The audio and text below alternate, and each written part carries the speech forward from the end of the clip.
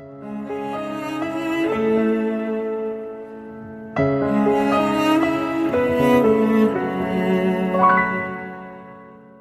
de los que están tranquilos en Sión, y de los confiados en el monte de Samaria, que acuden a los notables y a los principales de las naciones, y van tras ellos, casa de Israel. Pasad a Calné, y mirad, y andad desde allí hasta Hamat la grande, y descended a Gad de los filisteos. ¿Acaso esos reinos son más buenos que vosotros, y más grandes sus territorios que los vuestros?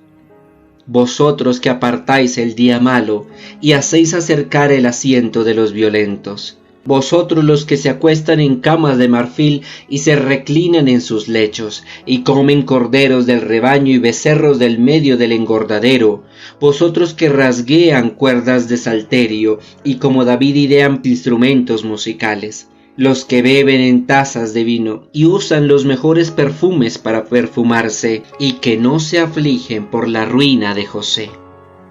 Por tanto, ahora irán al exilio entre los primeros exiliados, y terminará la fiesta y los placeres. Juró el Señor Jehová por sí mismo, declaración de Jehová Dios de los ejércitos. Yo abomino la soberbia de Jacob y sus palacios aborrezco, y entregaré la ciudad y su plenitud, y sucederá. Si quedan 10 hombres en una casa, morirán, y los llevarán sus parientes y los quemarán para sacar los cuerpos de la casa, y dirán a cualquiera: ¿hay alguien en el interior de la casa todavía contigo? Y responderá: no. Dirán entonces: calla, de cierto no menciones el nombre de Jehová. Pues he aquí que Jehová mandó y destruirá la casa, la grande, en pedazos, y la casa, la pequeña, en trocitos. ¿Acaso correrán por entre la roca los caballos, o se hará con los bueyes? ¿Por qué cambiasteis en veneno el juicio y los frutos de justicia en amargura? Los que se alegran en Dabar, los que dicen: ¿acaso no fue por nuestra fuerza que tomamos para nosotros Carnayim? Pues he aquí que yo me levanto contra vosotros, casa de Israel. Dicho de Jehová, Dios de los ejércitos: una nación los oprimirá a vosotros, desde el Ebo hasta Hamat y hasta el valle del Arabá. Del libro del profeta Amós, capítulo 6, versículo 1 al 14. Hemos proclamado, queridos hermanos, un capítulo completo, pero recordemos que la dinámica nuestra no es leer por capítulos, sino por unidades literarias concretas, es decir, por narraciones que nos cuentan una historia concreta con un inicio, un nudo y un desenlace. Ya lo hemos dicho infinidad de veces, pero lo seguiremos recordando. En la Edad Media, quienes se tomaron el trabajo de dividir los libros de la Biblia en capítulos y versículos, no siempre hicieron la división de la mejor manera. Sin embargo, hoy, como hemos visto, parece que sí hicieron bien aquí la tarea, identificaron bien todo este discurso del profeta Amós, desde el principio hasta el final, y lo constituyeron como un único capítulo. Es decir, la unidad literaria que conformaba desde el principio el libro del profeta Amós coincidió con un capítulo, en este caso el capítulo 6 con sus 14 versículos. Antes de iniciar la reflexión, nuevamente les invito a que tengamos un poco de paciencia en la manera como comprendemos estos textos. Como ya les había dicho a ustedes, desde que iniciamos el estudio bíblico en lo referente a los libros de los profetas, empezamos a leerlo ya no de las versiones bíblicas que podamos tener a la mano en nuestros hogares y que son muy populares o comunes, como la versión de la Reina Valera o de la Biblia de Jerusalén, Dios habla hoy, la Biblia latinoamericana. No, sino que empezamos a hacer la lectura desde el texto interlineal que se basa en la Stuttgartensia. Recordemos que la Stuttgartensia fue una traducción de los textos del Antiguo Testamento nuevamente al antiguo hebreo, porque los textos originales en hebreo se habían perdido. y solo había sobrevivido, como ya lo hemos dicho varias veces, una antigua traducción que se había hecho de todos los libros en hebreo a el griego, conocida como la Septuaginta o la traducción de los 70, porque según la tradición fueron 70 los sabios que en Alejandría tradujeron todos los libros del Antiguo Testamento al griego, porque el griego era el idioma original en su tiempo, siglo II a.C. Esa traducción griega sobrevivió, pero los textos hebreos originales se perdieron. Fue hace poco, aproximadamente hacia el siglo XIX, que se empezó una gran tarea de volver a traducir los textos al antiguo hebreo. A una de esas traducciones, y una de las más conocidas, se le conoció como la Stuttgartensia porque se realizó en la ciudad de Stuttgart, en Alemania. Y es en esa en la que nos estamos basando para leer los libros de los profetas. Ustedes no se imaginan, les confieso, lo que me cuesta leer el fragmento que leemos cada día, porque el orden en el que se ponen las palabras en las oraciones en hebreo no es el mismo orden en el que se ponen en español. Si en español la frase es "y el sol salió por el horizonte, alumbrando el paisaje", en hebreo sería algo como "y por el horizonte el sol al paisaje alumbrando". Entender esa traducción exacta no es fácil, y yo me veo aquí en la tarea de ir leyendo y ir tratando de acomodar las palabras de tal manera que la frase quede mucho más entendible al español. ¿Por qué lo estamos haciendo? ¿Por qué yo decidí escoger leer los fragmentos bíblicos de una traducción literal del hebreo, aunque es mucho más difícil? Porque es que en exégesis, que es el estudio científico y analítico y hermenéutico, en este caso de las Sagradas Escrituras, hay un criterio.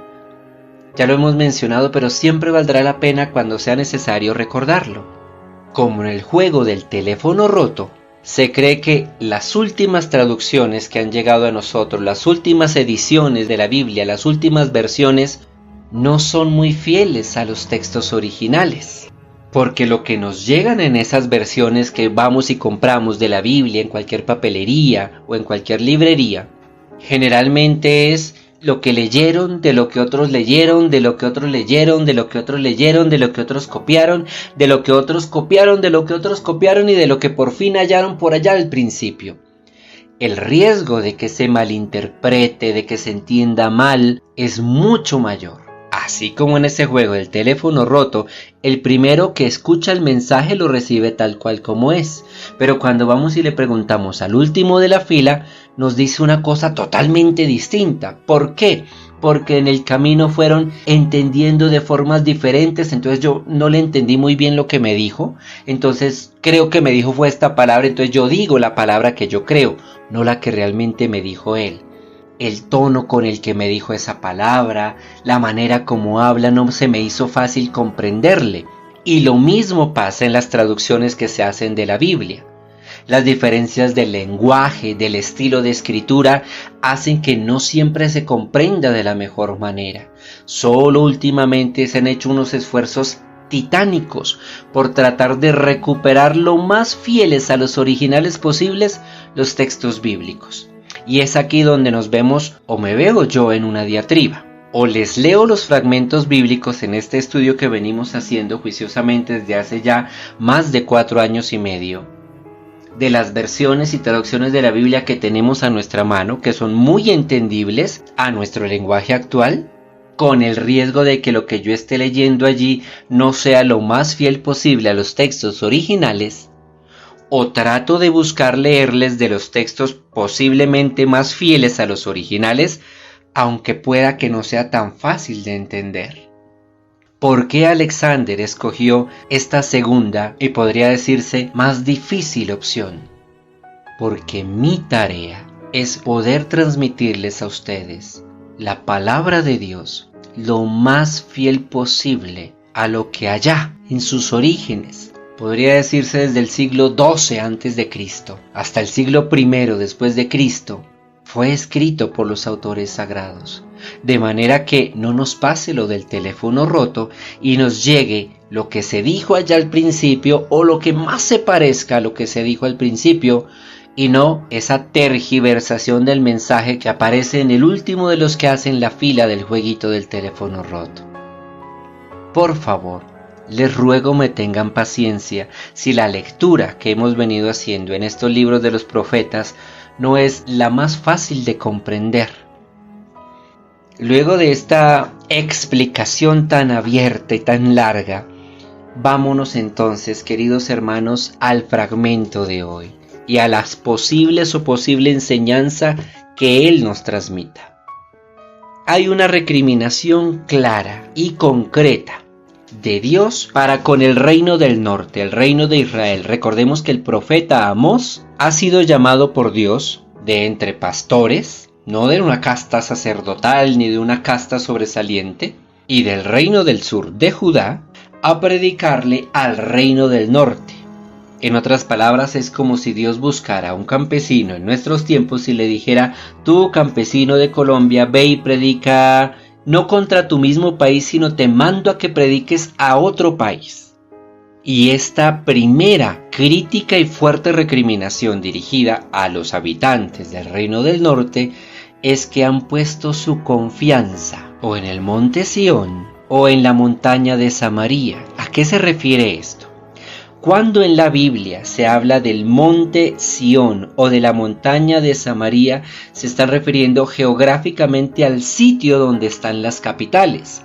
El monte Sión era el monte en el cual se construyó Jerusalén, y en la montaña de Samaria es la montaña en la cual se construyó la ciudad de Samaria. Jerusalén, capital del reino del sur; Samaria, capital del reino del norte. Mencionar a ambas ciudades, mencionar a ambas colinas, podría decirse así, era sinónimo de decir: cuando se habla de Jerusalén, se habla es del corazón de Judá; cuando se habla de Samaria, se habla es del corazón de Israel. Y les está diciendo el profeta Amós: ¿ustedes se sienten seguros porque tienen a Jerusalén o porque tienen a Samaria? Pues adivinen qué, ¡ay de ustedes! Aquí aparece uno de los discursos más tremendos de los profetas, y lo trataremos de resumir de la siguiente manera. Y creo yo que va a tocar ya en 2 audios, por lo que me estoy yo alargando. Los israelitas, como pueblo, se sentían confiados porque Dios los había elegido y porque ellos tenían el templo donde ofrecían sacrificios gratos a Dios. Y aferrados a esa seguridad, empezaron a apartarse del camino correcto. No, pero tenemos a Jerusalén, no, pero tenemos a Samaria aquí en el norte, entonces nos sentimos tranquilos. Como si alguien hoy dijera: no, pero yo soy cristiano tradicional, no, pero yo soy cristiano reformado, estamos seguros. Ojo, no porque digas que perteneces a la Santa Madre Iglesia Romana, no porque digas que crees absolutamente en lo que dice la Biblia, te vas a salvar. Porque puedes efectivamente pertenecer a la Santa Madre Iglesia de Roma, pero vivir de una manera súper contraria al estilo de vida que propone Dios. Y puedes andar con la Biblia debajo del brazo a todo tiempo, pero vivir de una manera totalmente contraria a ella. No se trata de que tengan a Jerusalén o a Samaria, les está diciendo Dios por medio del profeta Amós a los habitantes del reino del norte. Se trata de que aunque tengan esas seguridades, entre comillas, están viviendo en contra de lo que yo les he pedido. No se trata de que se digan cristianos y sumamente cumplidores de la Biblia, si en el fondo no están viviendo acorde a mi palabra. Es como si Dios nos estuviera diciendo: es que su seguridad salvífica no es pertenecer a aquella o aquella iglesia, no es tener esta o aquella versión de la Biblia debajo del brazo siempre, sino vivir de acuerdo a la enseñanza de mi hijo, punto. Haber aceptado a mi hijo, y aceptar a mi hijo no significa solo decirle sí, te acepto, significa asimilar a Cristo, hacernos uno con Cristo. Dios le está diciendo a los habitantes del reino del norte: su estilo de vida desdice de tener a Jerusalén, su estilo de vida desdice de tener a Samaria. Nada tiene que ver con que en el corazón de sus 2 reinos estén Jerusalén y Samaria. Eso no les sirve de nada si viven de una manera contraria a como yo les pido que vivan. Lo mismo puede estar diciéndonos el Señor a nosotros hoy. No te sirve de nada decir que eres de la Iglesia de Roma, aquella que dice que fuera de ella no hay salvación. No te sirve de nada decir que te has alejado de todas esas tradiciones humanas y que ahora te basas solo en la Biblia, si no vives de acuerdo a mi palabra. Para ti eso no es seguridad. La única seguridad que tienes de salvarte es de aceptar a mi Hijo, de vivir conforme a mi Hijo, de conformarte con mi Hijo, de convertirte en mi Hijo, en una criatura nueva. Eso sí es lo que te va a salvar. Partamos aquí la reflexión de este día para que demos paso a un segundo audio porque al parecer me emocioné hablando y falta bastante reflexión.